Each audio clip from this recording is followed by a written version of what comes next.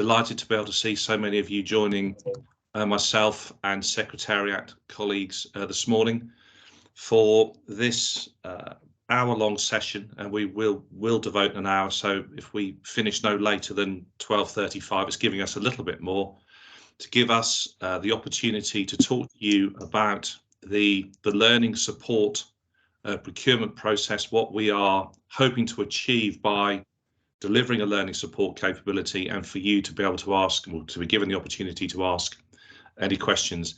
I'm hoping that you will all be happy that this is recorded. We are only recording it to be able to use it for our YouTube channel, to be able to share what we're doing around the learning support piece of work. And it also gives us the transparency around the conversations that we are having this morning for the DFE procurement purposes. So if I just briefly do some introductions. I'm this morning joined by Luke, Michelle and Amina from the Secretariat. There are a number of slides that we will share with you this morning, but ultimately we want to give you the opportunity to be able to ask questions around the process and primarily what we are hoping to achieve through the development of a learning support capability and the purposes of this particular project. So Luke, if I could have the next slide, please. So it's a very brief agenda. We will not spend any time unnecessarily talking about the panel or the context. This is around the details, what the procurement looks like, and then a discussion. So if I could have the next slide, please. So I would like to think that you will all be very familiar with the work of the national panel, whom we are and what we do. And our key strategic purpose is very much ensuring that multi-agency safeguarding practice standards result in better child protection for children. That is the overwhelming commitment of us as a panel of subject matter experts. Next slide, please, Luke. So for me, this is very much what the recommendation that was made as a result of the reviews into the deaths of Arthur Lavinia Hughes and Star Hobson. One of the key recommendations, and it was something that I personally drove and I'm very passionate about, is that the learning process that is currently taking place when practice reviews are completed is questionable. In that, I firmly believe that whenever a rapid review or a practice review is completed by a safeguarding partner as a result of a child suffering serious harm, death or injury, that actually practice is improved as a result, that learning is taken away from that review, and that practice improvements are made on the ground, so those mistakes are never ever repeated again. And that for me is critical. And we as a panel are concerned that 5-6 years on, practice reviews continue still to be of poor quality. And ultimately that reduces the impact of the learning that should be being taken away from them, the lessons that are learned, and that the system actually improves as a result. And what we continually see is the same omissions, the same mistakes, the same perennial problems that are being identified with reviews. And actually, notwithstanding that the quality of the reviews is frustratingly on occasions poor, even now, the fact is that practice isn't being improved. And what our high-level analysis has shown is that there are variations in timeliness, the length of reviews, the content, the methodology, and actually what we don't understand is what is contributing to the overall quality. And what we don't know is, and we'll all have a view on this, but actually, what does the process of conducting a high quality review look like? And most importantly, how do we ensure that safeguarding partners understand what a really good review looks like, how a really good review is written, how it's completed, and ultimately how, as a result of that, practice is improved. So that's the real driver behind the project.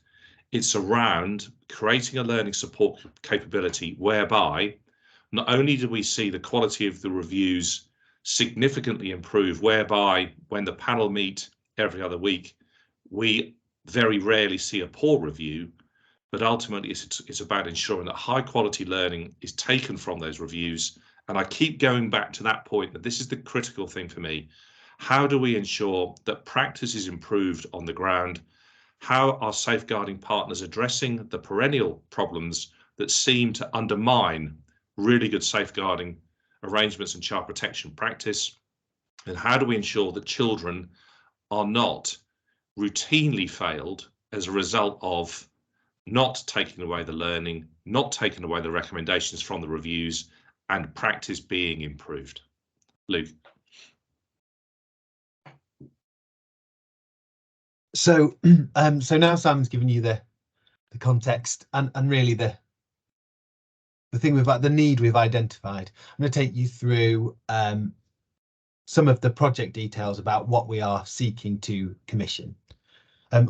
Some of you will be aware that we previously ran a procurement aiming to meet this need, and for various reasons we had to withdraw that. So we decided to take the opportunity, especially over this summer holiday period, to revisit the specification and make sure that we listen to people and sort of take feedback on our proposals. Now, we think this is a really exciting project with the potential to make a huge difference to the way in which partners across the country, like safeguarding partners, learn from serious incidents. But we want to make sure that the project is deliverable and is something that gets other people excited about working on it as well. So part of that focus has been trying to make the specification more flexible, to allow more creativity from you, experts in this space, who we'd be working with. We'll come on to that in a minute. I'm just going to take you through sort of what we're hoping to achieve and the elements of the specification as it stands at the moment. And then on to some project outcomes, deliverables, and some details about the procurement timetable. So, project aims, what we're actually seeking to get from this contract, this commission. As Simon explained, there's a gap in our knowledge about the process of completing local reviews, and we want to change that, getting a really detailed understanding of that process, as well as how we could improve the quality of the outputs of that process. So that starts from first principles. When a safeguarding partnership is considering embarking on an LCSPR, undertaking one, we want to know what their views about them are and how much they actually value them. Is it could it be a tick box exercise? Because sometimes you have to do an LCSPR, or is it seen as a really positive opportunity to dig into a complex case and review how to learn from it? There's lots of different attitudes in between, different for different partnerships in different cases, but we'd really like to get to grips with that. Building on that, we want to understand then how they actually do conduct their reviews. Simon mentioned we see lots of variation in methodology and in content, and we want to understand how those decisions about the way those decisions about conducting it are taken, whether they're policies that Safeguard Partnership has in place for all of their LCSPRs, or they depend on the reviewer, on the case. How are these decisions about the sort of method and practice are taken, and how they impact on the quality of the learning that comes out at the end. There'll be some good practice out there and some challenges that safeguarding partnerships come across when they're conducting these LCSPRs, and we want to understand what those are. They might be local, place or case specific issues, but there might be things in there that are national or are common issues that come up over and over again for lots of different people. And we're really open to hearing about what the challenges are, wherever they are judged to be, sort of at different levels in the system.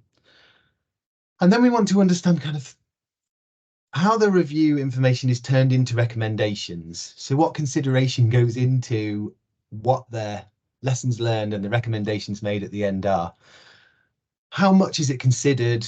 what's deliverable, what's achievable, and how is that balanced with what will really make the difference that needs to be made so this doesn't happen again, and how do the people involved in the review really consider that, and how much do they set out at that point to consider how they'd measure impact or progress and things like that as well.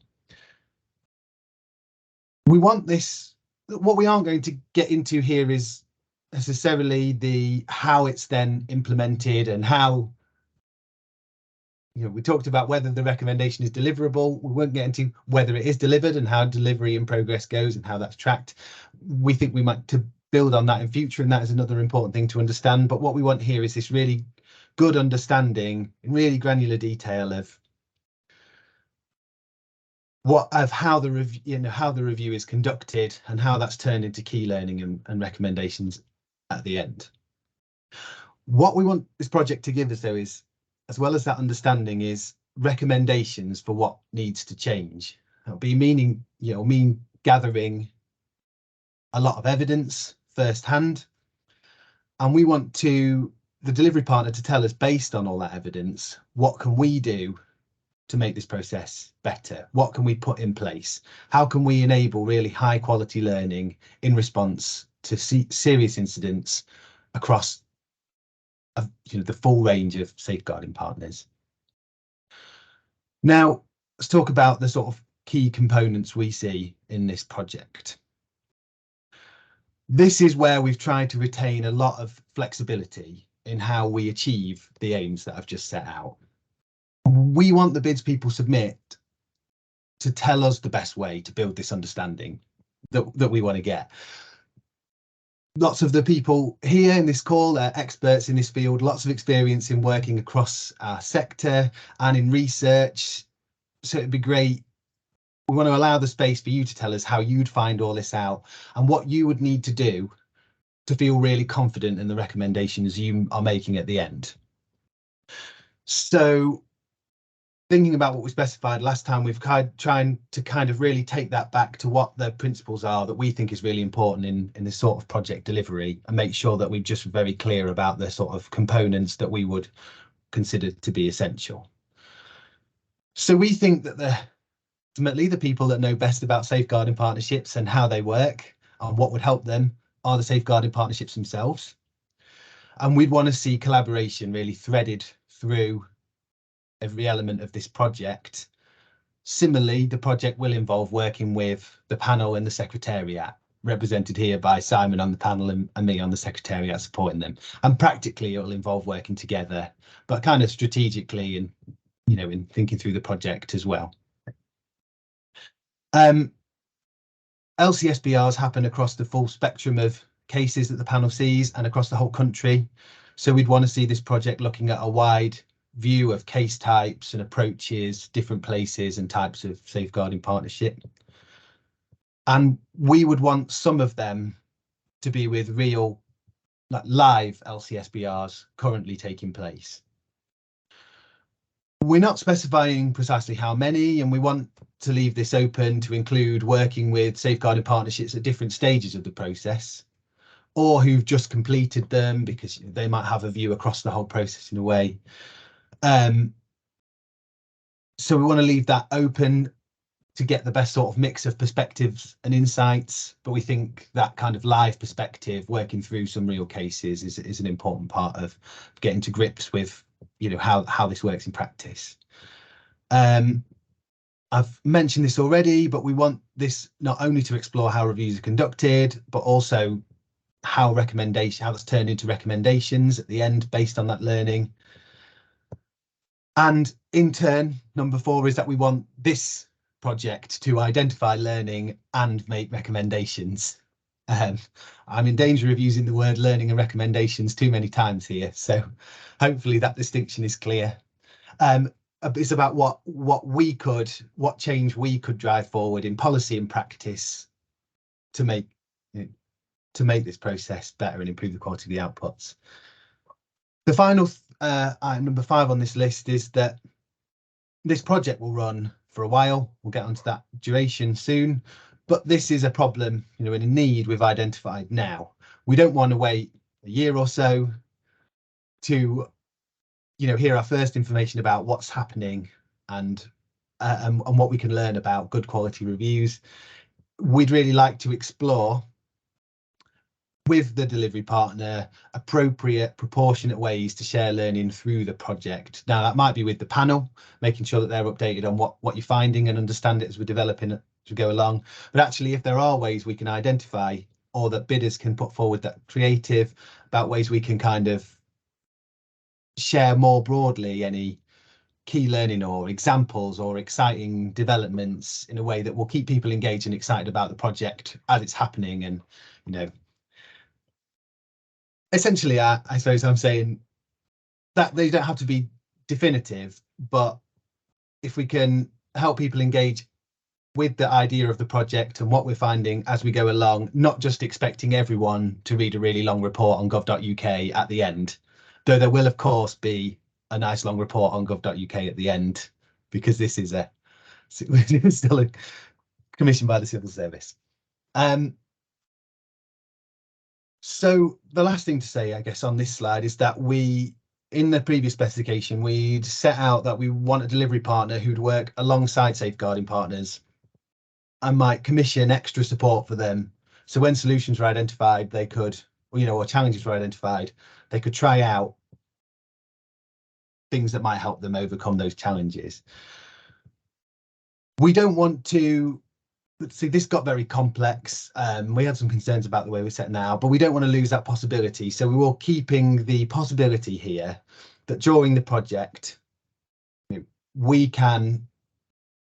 panel can use a separate budget to draw on and fund some additional capacity that can be applied to directly to safeguarding partnerships through an agreement directly with them, with the panel, to give them a bit of extra capacity to work on live issues and stuff, and see if that helps unlock any sort of new ideas and insights about what the challenges are and how you work through them, or what good quality learning really looks like. But we'd leave that to be planned out in more detail during the project. It's not something you'd have to plan in detail in your bid, because it's somewhat uncertain what you'll find, and it wouldn't affect the contract value. It would be something that DfE and the panel would fund using the pool of reviewers we have in place and a separate sort of set funding stream we have for that. So the responsibilities of the delivery partner, because I think this is very important to be clear on. We think that means there'd be 3 core sort of sets of skills that a delivery partner would need to evidence in a bid and really deliver on. But hopefully these are things that are quite core to a lot of your sort of work and experience so far. There's going to be a lot of project planning, design, and then implementation and monitoring throughout, that core work with project plans. It's fairly self-explanatory, that one, but making sure that we can work with you as a secretariat to monitor delivery and progress. Be a lot of sort of facilitation and relationship building. As we mentioned, this would mean collaborating with safeguarding partnerships and with the panel, potentially communicating with others as well. So we think there's a lot of skills around partnership working and facilitation that are going to be fairly essential. And ultimately, we want to understand how this process works and how it could be improved. There's going to be a core element of sort of learning and research here as well, and understanding those sorts of methodologies and practical considerations. I thought it's important to try and be clear. That's what we expect from you, what we would expect to be involved in, or we would expect to do from the panel's point of view and from us in the secretariat as well. You'd be probably unsurprised to hear that will mean regular monitoring meetings about project progress and raising any issues, fairly standard. And I'd say these would probably be perhaps fortnightly, but maybe it's monthly. We could agree then the protocol for that with the chosen delivery partner. The panel will want to agree with you the spread of safeguarding partnerships you're working with, depending on what stage they're at in an LCSPR, where they are, the sort of cases you'd be looking at with them, sort of thing. And the panel hold that information about who is conducting an LCSPR, which ones are coming up for publication, who's agreed to, who's decided to launch one. So you can expect some help with that information from us as well. And I've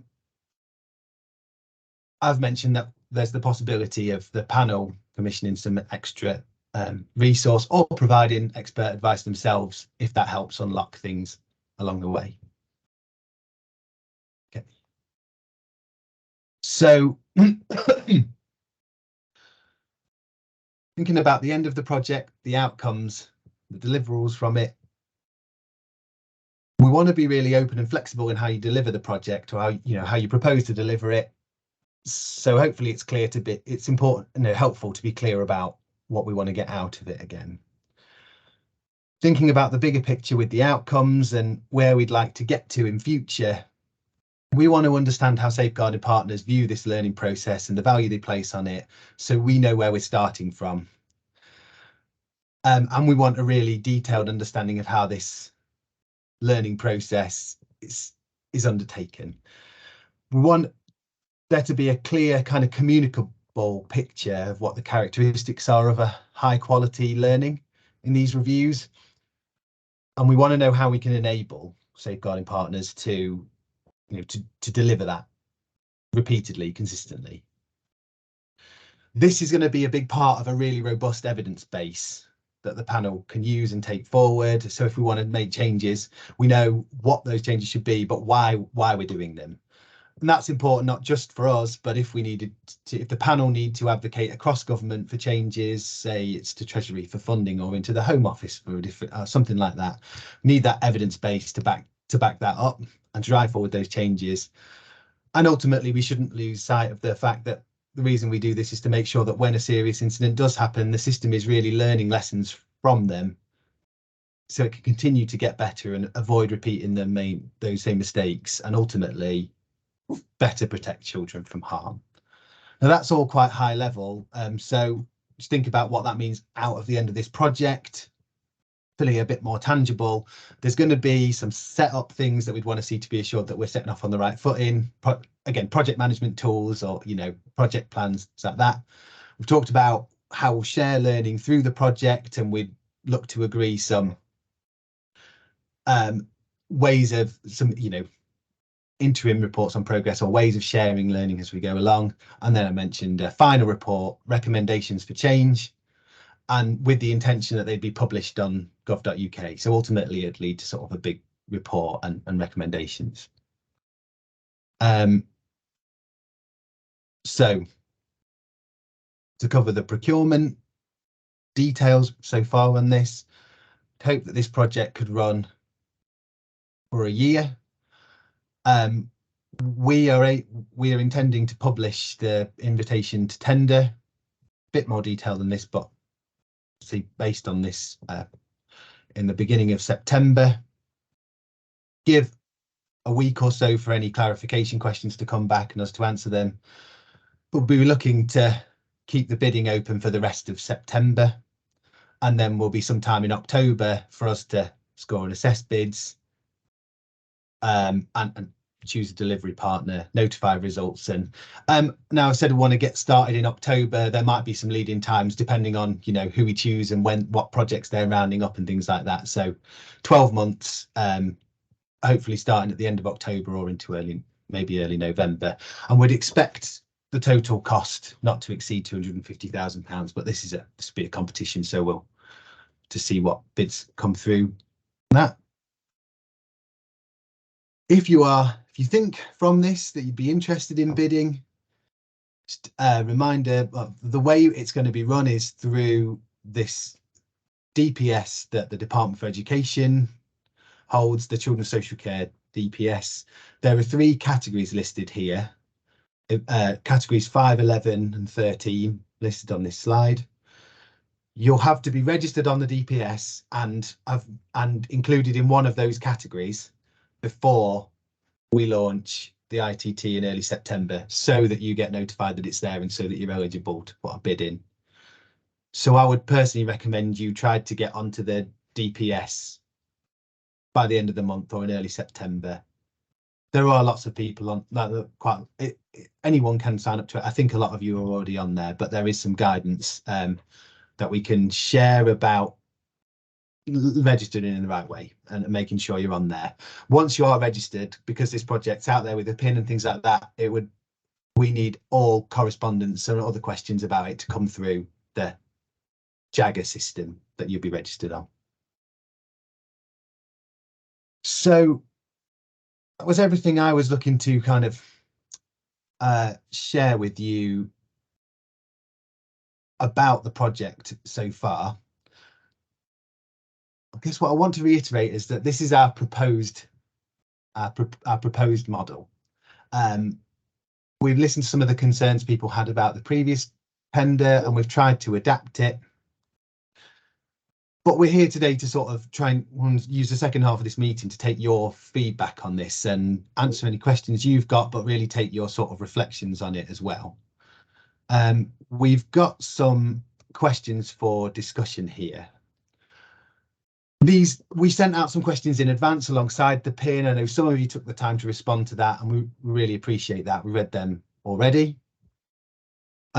We'll send another broadcast message on Jagger afterwards with a list of questions if anyone does have time to give us any other feedback. It's not at all mandatory. It won't affect how we score your bid or whether you're eligible to bid, but any feedback you give us will help us commission a really good quality project, and we read every single one as we're sort of finalising the specification. So for discussion now, there's a few questions I've taken from that list I'd like to open the floor to, and I guess I'd start with the first two together because this might also encompass some of your questions as well. You've heard our proposal for the specifications, and I guess, is there anything that you think it would be better to have more flexibility on to design the best project and really deliver sort of value for money and impact? Or is there anything you'd like to be given more detail and specificity on to help you understand what we're aiming for and to design a really good quality project? What do people think? Got Harry's hand up, I think, first. Sorry, it's quick off the mark there, I was burst in. So I guess I had a question on kind of the scale and range of partners that you'd be looking to get. So I'm guessing you probably wouldn't just want a deep dive into one or two. It'd probably be quite a wide spread of people currently going through this. What's your kind of sense in the number of local authorities you'd look for someone to partner with to do the research? I think, Simon, I'd be interested on your thoughts on that as well. I would say working with someone through through part of or all of the process of doing an LCSPR is going to be a fairly detailed, you know, and labour intensive sort of exercise. It happens over a while. So there's degrees of how much effort it is to work with them. That's different to talking to someone about their backwards looking experience of the whole process. So I guess the number is somewhat dictated by how much effort it takes with each one, if you see what I mean. But Simon, what do you think about actual sort of the spread? Is that? So Harry, I would be really keen to have some form of engagement with each of the regions and the 9 regions that we have, because I want the regions to feel involved. I want the safeguarding partnerships to feel that they are engaged in the process. And in the conversations that I've had with partnerships around the development of a learning support capability, they are all saying we would want to be involved in this because we recognise that there is work to be done here. Now, that doesn't mean that you are then going to get into a process whereby you are going to engage with every region and do a practice review from start to finish. I'm not sure that would be feasible within the tender. However, I think engagement with regions is going to be important, and the panel, we will be able to facilitate that through our regional engagement. But to be able to do deep dives into a number, and again, that would be part of the procurement, what you would be proposing to do, but you're not going to be able to do deep dives in every one.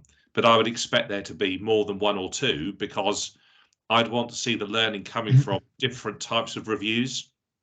So you wouldn't want to do a deep dive into a whole load of SUDIs. I'd want to be able to look at how you take the learning from different types of reviews as well. So it's that spread and that mix, Harry. I hope that's answered that question. Great, thanks. John, I've got you next in the... Yeah, morning everyone, and thanks for a really excellent briefing. That was very clear, and it's clear you've listened to points colleagues have raised about the original specification, so thank you. Just building on what Simon had said there about engagement with the partnerships, could you say a little bit more about the extent to which partnerships are already aware of this idea of the support offer, because the degree to which a delivery partner would have to warm up the market, as it were, seems to me an important aspect of this, about how you might go about it. Again, Simon, I'll turn to you about how much you feel there's already an awareness of this and we've engaged with people. But I will add that we're working on, within the Secretariat, working on a communications plan about this project. So the first part of that is about engaging you as potential delivery partners, but the next phase of that is promoting through our channels, newsletters and Twitter and things like that to safeguarding partnerships that this project is coming and what it's trying to achieve as well. So we will be working while the tender's happening to try and do some of that warming up and get safeguarding partnerships aware that the project is coming and that that's a possibility of it. Cut in, sorry to interrupt you. Is it the scope then to actually help shape some of the comms with you once the partner has been appointed? Because that would then ensure a nice match between methodology that's proposed. Okay, thank you. Yeah. That's really helpful. My other, can I just take part B, is again about engagement. How far are you assuming engagement is face-to-face or virtual? This has been one of the important issues, I think, in recent national reviews, where I think there's a lot of benefit from bringing people together rather than operating virtually. Have you any thoughts about that, or would we simply put that in our bid and our proposal? Simon, did you have anything to add on part A there? Yeah. So John, can I just very briefly, can I just go back to part A? I know that there are some safeguarding partnerships that are very aware of what the learning support is about. ADCS have been briefed about the recommendation coming out of the Star and Arthur review, so there is an awareness, but the depth of awareness and knowledge and understanding varies across partnerships. So I think, but in terms of shaping and framing the communication plan, I think that would be a really important first phase of the engagement with the successful bidder. As far as face-to-face versus the virtual is concerned, I recognise that there is real value, and I'm sure we all do, in face-to-face meetings. However, I don't think it's reasonable that we can expect the delivery partner to then start to be able to routinely travel the length and breadth of England. I think that's unreasonable. So, John, there will be a mix of face-to-face and virtual meetings. I think, again, that will be down to the prospective bidders to determine what that looks like. But I think ultimately there is going to be a requirement for face-to-face, certainly at the start of a process, but that could then be supported by a virtual offer. I think we've all got used to that way of working now. And there's got to be a realistic expectation around the delivery partner here. If we are wanting you to engage over the course of the project with the regions, there's going to be an element of virtual work there, which will be supported by face-to-face meetings.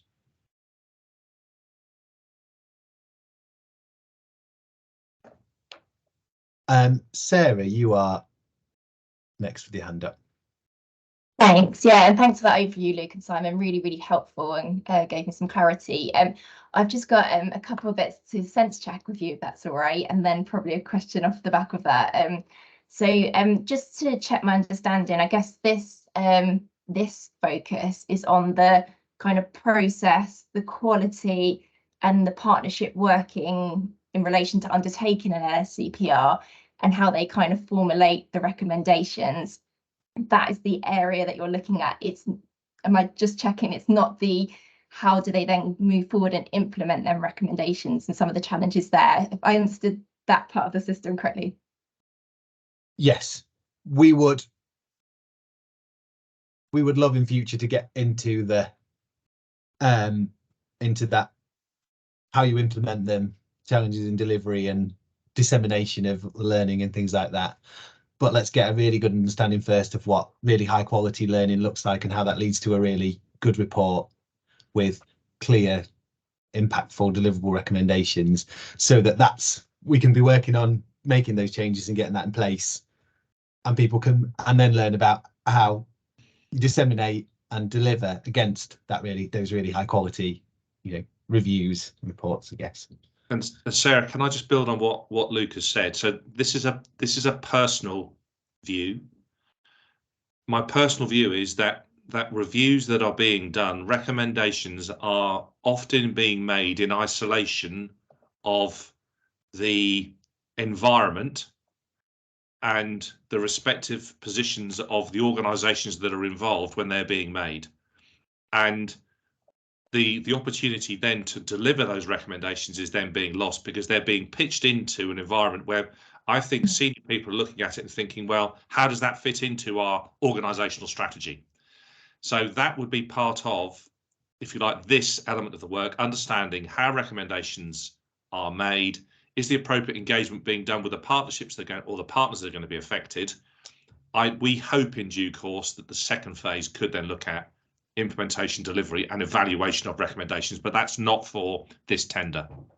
Brilliant. Well, that really makes sense. Thank you. And then just to check my understanding, I guess the thinking about kind of the output of this bid in terms of kind of the outcomes you discussed and it being kind of a report, but you've also talked about other opportunities to share the insight. You're thinking about that report providing new recommendations, which may sit kind of local or national kind of or policy space, but also in relation to kind of the learning support capability as well, like thinking about some of that insight being fed into kind of thinking that element through as well. Is that correct? So you'd be looking at kind of recommendations around both parts. Yeah, we're open. Yeah, to be really agnostic about what the challenges and the solutions are, and what the evidence leads us to, but so that might be changes to make, or things that need to be unblocked because they're consistently challenges that everyone is finding, or some of the or in what people are asked to do, sort of thing. Can see that where some of the things come more at a local level, then they might be around like leadership or policies or the practice and processes and things like that.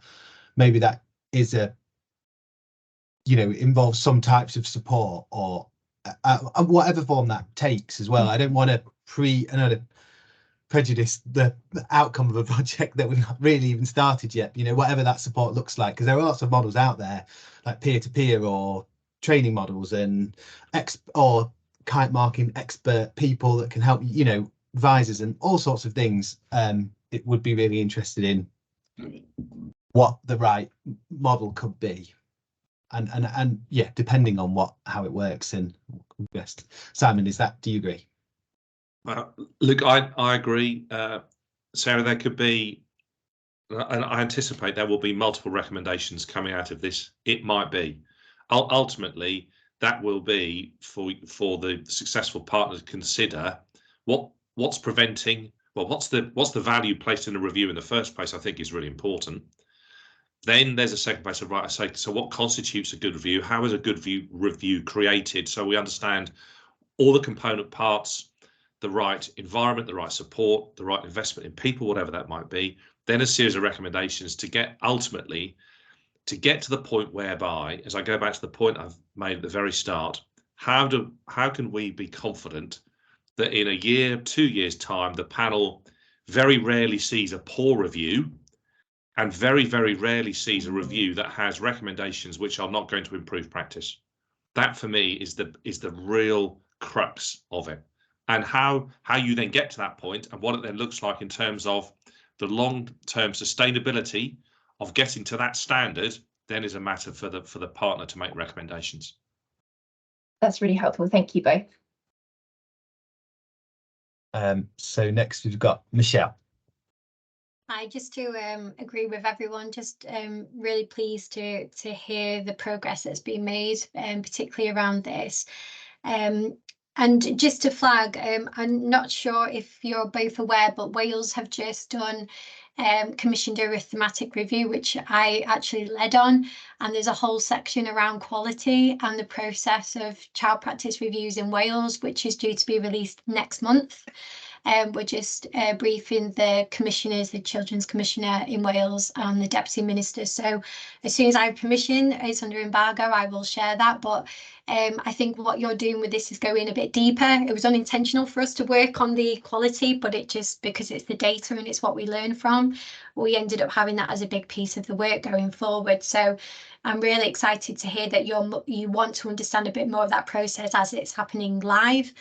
And I suppose my question just on kind of doing that work is around some of the issues we found with that in terms of, and understanding that from an England perspective, in terms of things such as backlogs, parallel investigations that sometimes obviously block some of the progress that happens around this, which then obviously does impact on the quality of some of that work, you know, how much time passes, which, you know, we've done some key descriptive data here around how much time does pass, and ideally that not being great in terms of learning and being able to have these internal discussions and learning events. So I didn't know whether that's kind of being flagged as a potential issue when looking at those types of live incidents and the sensitivities that we have to obviously adhere to around that. So Michelle, look, I'm really reassured about what you've just said about your experience of Wales. So that is great. I would like to see when a practice review, we're identifying where they're going to be done. I'd like to find one where actually there is an ongoing investigation at the same time, because my personal view is, and I've had experience of this recently, as has John, around Start and Arthur. We did those reviews when there were ongoing criminal investigations. There is a myth that you can't do a good practice review because there's an ongoing criminal investigation. One of the things that I'd like to be able to do is demystify this. So ideally we would, and look, it depends what's going on, of course, at the time, but I think that's one of the areas that I would be keen, working with the successful bidder, to look at how we come up with and how we recognise that actually quality reviews can still be produced and done in a timely way without having to wait 2 or 3 years on occasions when we see them and the learning is lost. There is a way that we can negotiate this. So I would like to see that as part of the process. Very pleased. Thank you. The next person with a hand up for me was Colin. Yeah, good morning, good afternoon, everyone. My question's about, you said a bit today about what the panel thinks the issues are with the current reviews, and you've written a bit about this in your annual report. Is the panel going to give the successful bidder a much more granular picture of what you think the issues are? Because I understand you may have a much more depth and of course examples of what you think have been successful and unsuccessful reviews, about the issues you've highlighted, about recommendations, about time taken, about all sorts of issues. So are you going to give the successful bidder a much more granular picture of what you think the current issues are?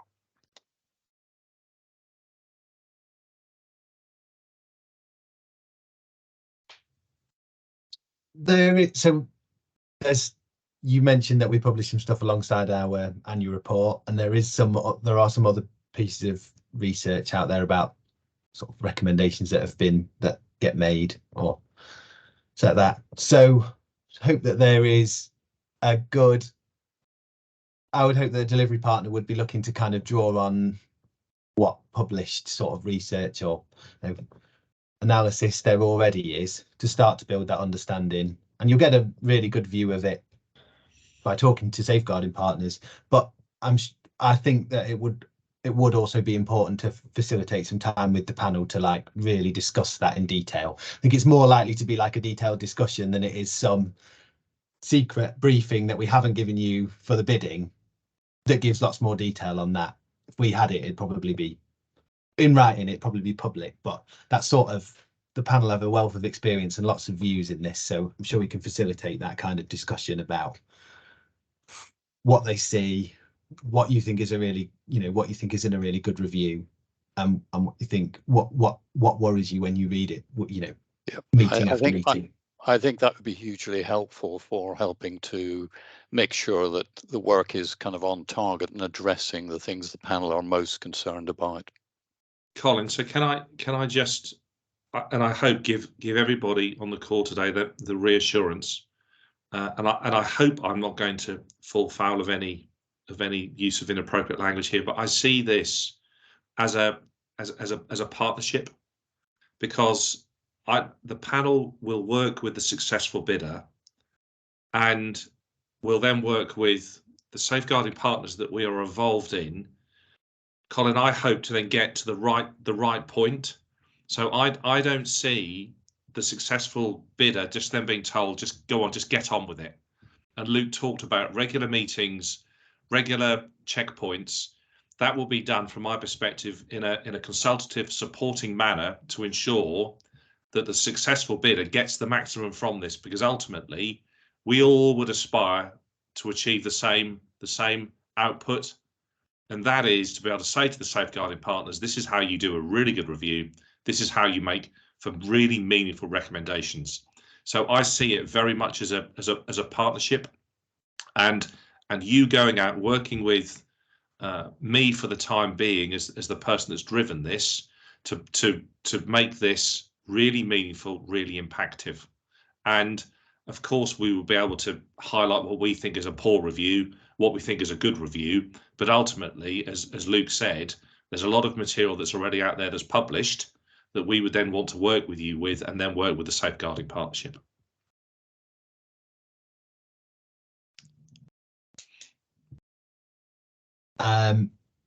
Sheila. Brilliant, thank you, and saying good afternoon, everyone. Really good to hear of the changes that have been made since the initial ITT. I think that clearly there's a large reduction, if I'm hearing that correctly, in removing the need to have a working assumption of what the challenges are and the menu of support options initially, and then test that out. With that whole section removed, that feels like it makes it a much more feasible, more feasible to get the depth by removing some of the breadth. So that just some feedback on that, and removing the looking at the actual impacts, the implementation of recommendations. I had a question in terms of the evidence that we're drawing on.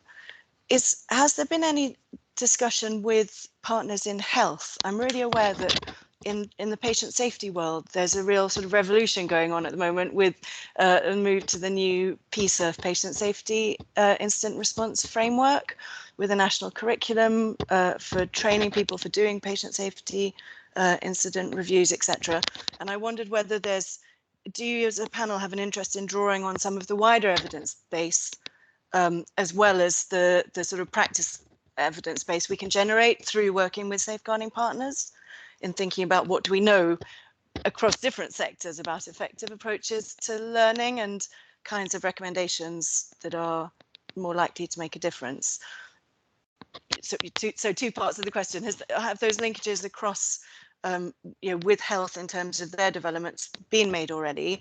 And second part, is there an interest in that, bringing some of that wider evidence base into this piece of work? Simon, you want to go, or should I? So Sheila, am I aware of a conscious reach out to health in terms of what they are doing? I am not. Okay. But would I want it to be considered? Absolutely, because of course health, as you know, are a statutory partner. Exactly. So this is not just around social care. This is around education. This is around health. It's around policing. It's the whole gambit. And again, ultimately, we aspire to just achieve one thing. So yes, of course, health is a critical enabler, facilitator, delivery partner in this. So yes, it will be, I would suggest, without putting anything more on the table than this, health will be an important partner in the whole process. Yeah, brilliant. Thank you. And I'll just confirm I haven't made that linkage or reached out to anyone on that side already. But that kind of insight, new ways of looking at the problem is exactly the reason why we tried to keep this flexible, hear from different people about what needs to happen to get us the best quality answer here. So sounds fascinating. I've not got any other hands up, so I might take this opportunity to throw a question back to you. That bidding, the time frame for bidding for this, we decided, we all know how busy the summer gets, and with people's leave and things like that, it's why we decided to take this time to really think about the spec and take your feedback. Aiming to launch in early September, but how long is it realistically going to take to put a bid together? Once you see the ITT, it's going to be trying to give you as much of the month as we can, but it will probably be just over 3 weeks, something like that. But is that long enough, or does it need to be longer for you to, you know, pull together a good quality bid?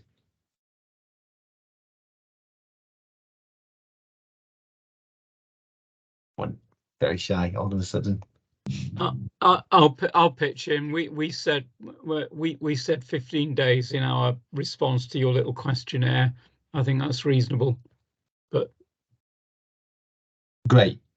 We wouldn't want, we want to get the project started as soon as possible, but we wouldn't want a working week to be the reason at the, you know, at the start to be the reason why we didn't get a good project up and running. Sophie, you came off mute. Did you have a comment about that? Or yeah, just to agree with that, really. It feels like 15 days is a minimum, feels about right. And I think having this information kind of from your slides ahead almost help you can kind of start preparing for it ahead of the ITT anyway, to some extent. So yeah, that's helpful. Thank you. great. Okay, well, we've just few minutes left before we wrap up. So I guess the thing I would ask is, do you think that this project that was set out today, these proposals are the right things to set out to deliver the aims, you know, that sort of vision that Simon set out? Is this the sort of specification where you think, oh, well, I could design something that would deliver that? Or are there, you know, issues that you can see, risks that you don't think we've thought of, or that you would, you know, would concern you at this stage?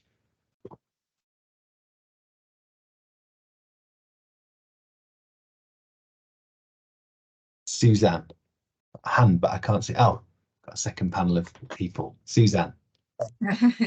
Yeah, the only thing that would concern me is that phase 2, really, because you know, you can have the best quality report in the world with the most wonderful recommendations, perfect panel, love them. Actually, if you don't have the right culture and the right method of sharing that learning in organisations, it's not going to make any difference. So it's I think the only risk is that we put all the eggs in this basket. And I'm not suggesting you're doing that, because you have referred to a phase 2, but that we do have a clear line of sight to phase 2 to make sure that the rest happens, because the rest is what is going to make a difference to the protection of children. Yeah, totally agree. If you make a really good review, but you lock it in a filing cabinet in the basement and never tell anyone about it, absolutely, it won't make a blind bit of difference. So yeah, totally agree. But there's a balance, I suppose, between a focus that gives us a sort of depth that we need and the right time frame, and then and chunking it up, I suppose. But thank you, that's helpful to hear. So can I just, Suzanne, can I just reinforce what Luke has said? In the conversations that we have had from the outset around this piece of work, it's always been, in my language, phase 1, phase 2. Phase 1 is doing the groundwork to understand this is what a really good review. This is how you now get to that point.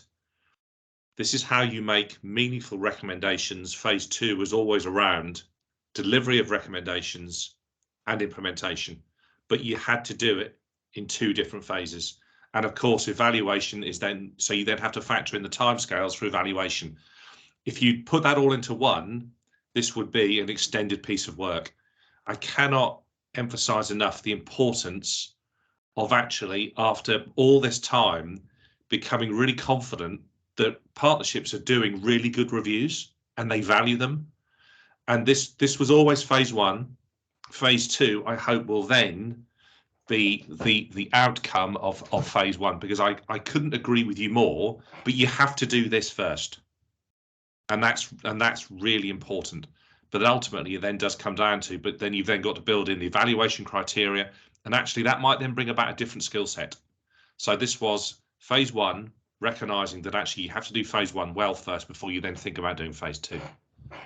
I hope that's demonstrates the commitment to actually recognizing the importance of having that second phase, but you have to do this bit right first. Yeah, it does. Thank you, Simon. It's just about ensuring that, you know, the bids, I guess, include that this is part one as well. Yes. Yeah. Yes. Yeah. Great. So we've got 2 minutes left. I've got Michelle and then John. Just a quick one, just on the question you posed, you know, in terms of, I suppose, challenges. Again, it's just coming back to that, the scope. I think that's going to be one of the sort of key challenges here. As you said, Simon, you know, you definitely want to capture the 9 regions and across the different thematic types and, you know, the characteristics that are in these reviews. But at the same time, the different stages that those reviews are happening. So I think that's just something that is going to be challenging, but certainly discussion points to be having as part of that partnership going forward. So, you know, 12 months is a tight time frame to be doing that. I've reviewed 9 safeguarding partnerships as part of a Home Office one before, and we managed to do that in 12 months, but I had a team. So it certainly is doable, but it will be of challenge just to have that wide scope. So it's just a flag. That's something that I do think will be challenging going forward. And I think we would recognise that it is challenging, but ultimately we are very, very clear on what we want the outcomes to be. And again, as I go to that point, you are not going to be left just to sink or swim. Far from it. Yeah. It is a partnership. Yeah. And we can develop how we ensure that over the 12 months it's delivered within time, on budget, and is going to make a really meaningful difference. Yeah. Yeah. And John, did you have a comment, or is your hands down? Just to say, I was going to follow up on the learning and dissemination, but Simon covered it fine, so I don't want to occupy any more time. Thank you. Fantastic. Well, that takes us just about to past. Did anyone have any final sort of comments or anything they wanted to say, or any closing remarks from you, Simon? So forgive me, unless there's anything pressing. All I would say is, for me, this is such a important piece of work. It really is, because I take a very, very strong view. If these reviews are being done and practice is not being improved as a result, then what's the point? And this has an opportunity to transform, I believe, the learning that come from these reviews, and ultimately, let's not lose sight of this, to make sure that children aren't failed by the system. So it's so critically important. It is system changing, and you get this right, you will leave a lasting mark on child protection and safeguarding arrangements in England. And I don't think there can be anything more important, candidly, at this moment in time. Great. We're really excited about this project, so we hope this has done something to get people enthused as well about what we're trying to achieve. Thank you so much for giving up your time at relatively short notice and coming along today. Your feedback's been really helpful. We'll send another message around through on Jagger with the questions that we had posed before. If you did think of anything else you wanted to flag to us, feedback is really, really welcome. Otherwise, just make sure you're registered on the DPS, one of those categories, before we launch the ITT, and look out for it in the first full week in September. Thank you. Great. Thank you very much. Thank you.